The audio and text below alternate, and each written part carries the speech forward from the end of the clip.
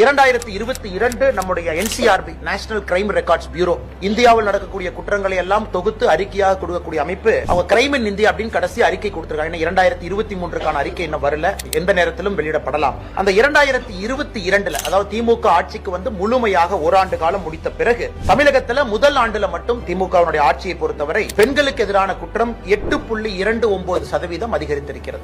குறிப்பாக கற்பழிப்பு வழக்குகள் மட்டுமே 31.89% அதிகரித்திருக்கிறது.